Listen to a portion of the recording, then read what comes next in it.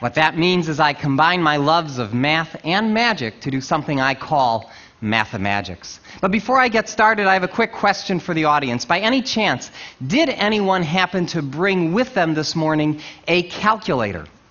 Seriously, if you have a calculator with you, raise your hand. Raise your hand. Was your hand go up? Now bring it out. Bring it out. Anybody else? I see one way in the back. You, sir. That's three. And anybody on this side here? Okay, you over there on the aisle. Would the four of you with calculators please bring out your calculators, then join me up on stage, and let's give these volunteers a nice round of applause. That's right.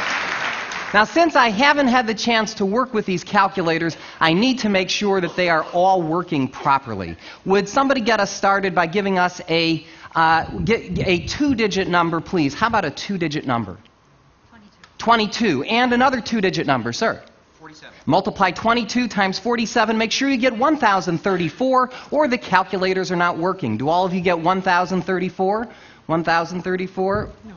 594. Let's give three of them a nice round of applause there.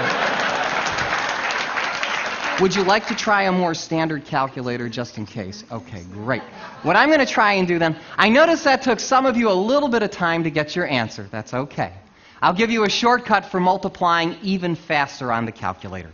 There's something called the square of a number, which most of you know is taking a number and multiplying it by itself. For instance, 5 squared would be 25. Now, the way we can square on most calculators, let me demonstrate with this one, is by taking the number such as 5, hitting times, and then equals. And on most calculators, that will give you the square. On some of these ancient RPN calculators, you've got an X squared button on it, will allow you to do the calculation even faster. What I'm going to try and do now is to square in my head 4 two-digit numbers faster than they can do on their calculators, even using the shortcut method. What I'll use is the second row this time. I get 4 of you, 1, 2, 3, 4, to each yell out a two-digit number, and if you would square the first number, and if you would square the second, the third, and the fourth, I will try and race you to the answer. Okay, so quickly, a two-digit number, please. 37 squared, okay. 23 squared, okay. 59 squared, okay. And finally, 93 squared. Would you call out your answers, please? 1369, 529, 3481. Thank you very much.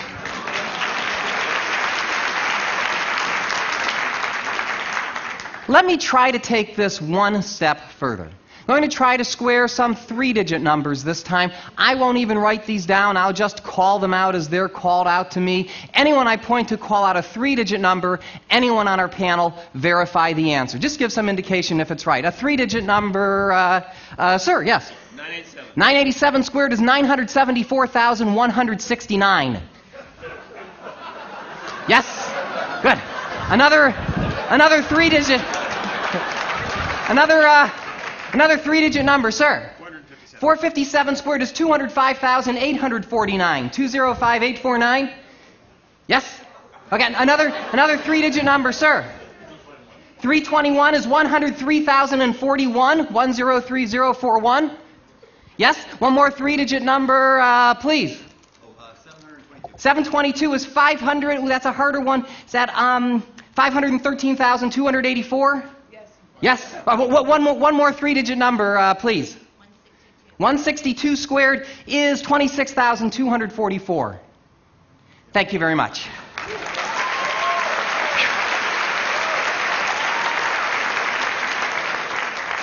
Let me try to take this one step further.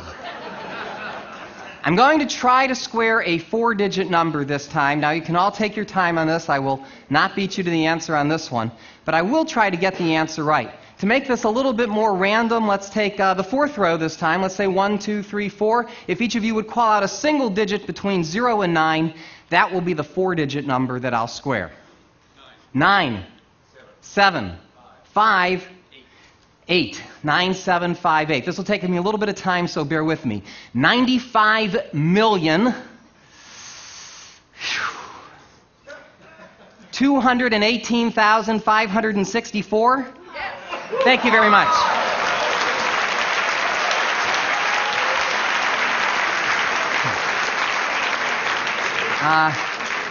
Now, I would attempt to square a 5-digit number, and I can, but unfortunately, most calculators cannot. 8-digit capacity, don't you hate that? So since we've reached the limits of our calculators, what's that? Does yours go? Does yours go higher? Yours does? I'll talk to you later. In the meanwhile, let me conclude the first part of my show by doing something a little trickier. Let's take the largest number on the board here, 8649. Would you each enter that on your calculator?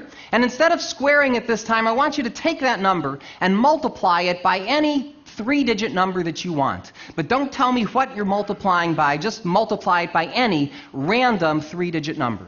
So you should have as an answer either a 6-digit or probably a 7-digit number. How many digits do you have? 6 or 7? 7, and yours? 7, 7, and uncertain. 7. Is there any possible way that I could know what 7-digit numbers you have? Say no. Good. Then I shall attempt the impossible, or at least the improbable. What I'd like each of you to do is to call out for me any 6 of your 7 digits, any 6 of them, in any order you'd like. 1 digit at a time, I shall try and determine the digit you've left out. So starting with your 7-digit number, Sonny, call out any 6 of them, please. 197040. Did you leave out the number 6? Good. Okay, that's 1. You have a 7-digit number, call out any 6 of them, please. I think I only heard 5 numbers. 44875. Did you leave out the number 6? Same as she did. Okay. You've got a 7-digit number. Call out any 6 of them loud and clear. 079044. I think you left out the number 3. That's 3. The odds of me getting all 4 of these right by random guessing would be 1 in 10,000, 10 to the 4th power. Okay. Any 6 of them. Really scramble them up this time, please. You leave out the number 7. And let's give all 4 of these people a nice round of applause. Thank you very much. Thank you. Thank you. For my next number, while I mentally recharge my batteries, I have one more question for the audience. By any chance, does anybody here happen to know the day of the week that they were born on? If you think you know your birthday, raise your hand. Let's see, starting with, let's start with the gentleman first. Okay, sir, what year was it, first of all? That's why I start with the gentleman first. What year? 1953, and the month? November what? 23rd. Was that a Monday? Yes, good. Somebody else, who else would like to say? I don't have to see as many women's hands. Okay, so how about you? What year? 1949, and the month? October what? 5th, was that a Wednesday? Yes, I'll go way to the back right now. How about you? Yell it out. What year? 1959. 1959, okay. And the month? February what? 6th, was that a Friday? Yes. Good. How about the person behind her? What year was it? 1947. 1947, and the month? May. May what? 7th. 7th, would that be a Wednesday? Yes. Thank you very much.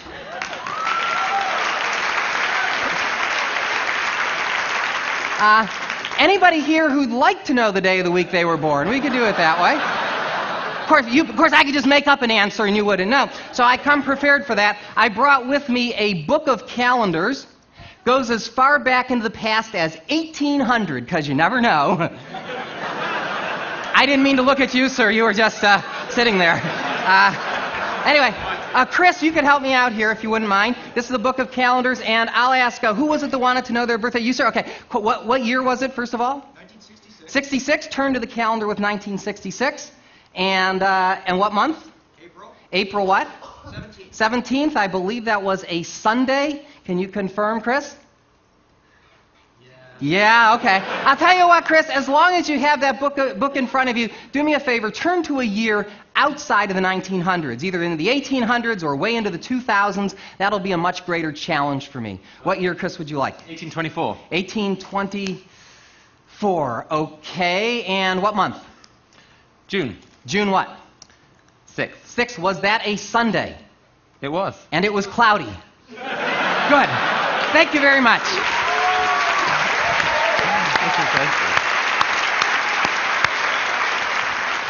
But I'd like to wrap things up now by alluding to something from earlier in the presentation. There was a gentleman up here who had a 10-digit calculator. Where is he? Would you stand up? 10-digit guy? Okay, well, stand up for me just for a second so I can see where you are. Okay. Oh, okay. You have a 10-digit calculator, sir, as well? Okay. What I'm going to try and do is to square in my head a 5-digit number requiring a 10-digit calculator. But to make my job more interesting for you as well as for me, I'm going to do this problem thinking out loud. So you can actually honestly hear what's going on in my mind while I do a calculation of this size. Now, I have to apologize to our magician friend Leonard Green. I know as a magician we're not supposed to reveal our secrets, but I'm not too afraid that people are going to start doing my show next week, so I think we're okay. So let's see. Let's take a different row of people. Starting with you, I'll get 5 digits. 1, 2, 3, 4. I did this row already. Let's do the row before you. Starting with you, sir. 1, 2, 3, 4, 5. Call out a single digit. That will be the 5-digit number that I will try to square. Go ahead. 5.